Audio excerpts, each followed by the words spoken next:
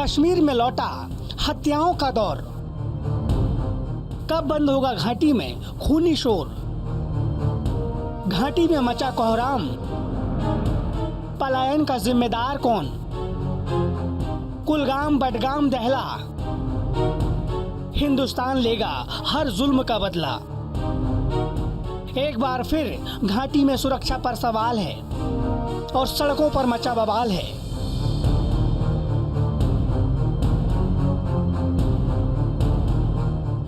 जी हाँ, ये डरा देने वाली तस्वीर वहाँ की है जिसे हम जन्नत कहते हैं, जो स्वर्ग से भी सुंदर है। लेकिन दहशतगर्दों ने यहाँ तबाही मचा रखी है, जिससे कश्मीर में दहशत का माहौल है।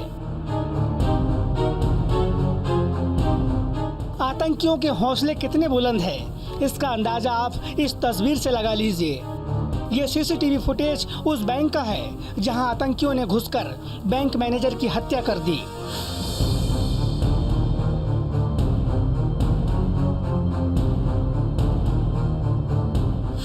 आतंकी संगठन कश्मीर KFF ने इस हत्या की जिम्मेदारी ली है। KFF ने चिट्ठी जारी कर चेतावनी भी दी है। जो भी कश्मीर के डेमोग्राफिक बदलाव में शामिल होगा, उसका यही अंजाम होगा। जो भी बाहरी लोग इस धोखे में रह रहे हैं कि मोदी के नेतृत्व वाली सरकार उन्हें यहाँ स्थायी कर देगी, उनके लिए आँख खोलने वाला है। अब बाहरी लोगों को वास्तविकता समझ लेनी चाहिए कि उन्हें इसके लिए जान भी गंवानी पड़ेगी। सोचिए, कहीं देर ना हो जाए और अगली बारी तुम्हारी ना हो। कश्मीर में ऐसी घटनाओं को देखते हुए खुद को असुरक्षित महसूस कर रहे कश्मीर हिंदुओं ने पलायन का ऐलान कर दिया है। पिछले महीने से कश्मीर में आतंक के स्थानीय और गैर स्थानीय नागरिक और सुरक्षा कर्मियों को निशाना बना रहे हैं। पिछले 26 दिनों में कश्मीर में 9 हत्याएं हो चुकी है।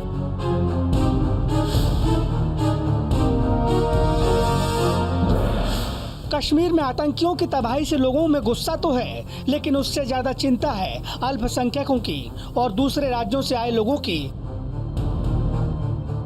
हत्याओं के बीच लोगों का कहना है कि वो घाटी से जाने के विकल्प तलाश कर रहे हैं।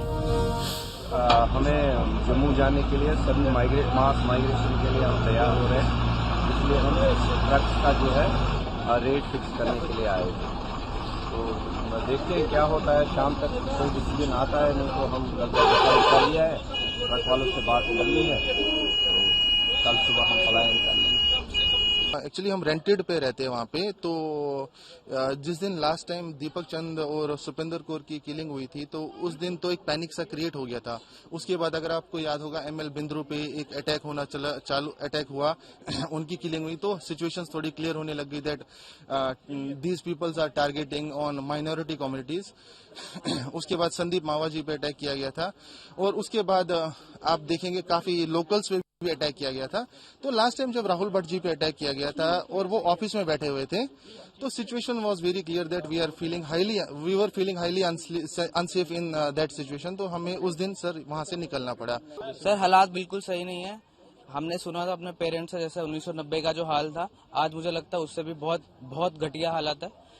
आजकल चाइनीज पिस्टल वहां पहुंचा हुआ है, जो किसी के भी जेब में, जैसे आपने आज देखा होगा जो विजय जी शहीद हुए हैं, कैसे वो एकदम से 2 सेकंड के अंदर आए, लोड किया और उनको फायर करके निकल भी गए। कश्मीर में हो रहे टेरर किलिंग पर गृह मंत्रालय सख्त है और लगातार दूसरे दिन तेज हलचल है।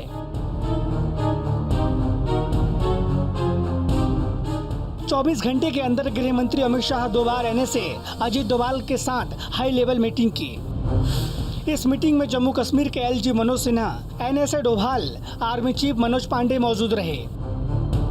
टारगेट किलिंग से निपटने की रणनीति के साथ साथ अमरनाथ यात्रा की सुरक्षा को लेकर मंथन हुआ। घाटी में हो रहे आतंक को देखते हुए बस यही सवाल खड़ा होता है, आखिर कितने बेगुनाह टारगेट किलिंग का शिकार होंगे? घाटी और कितने अल्पसंख्यकों के खून से लाल होगी? Bureau report, news India.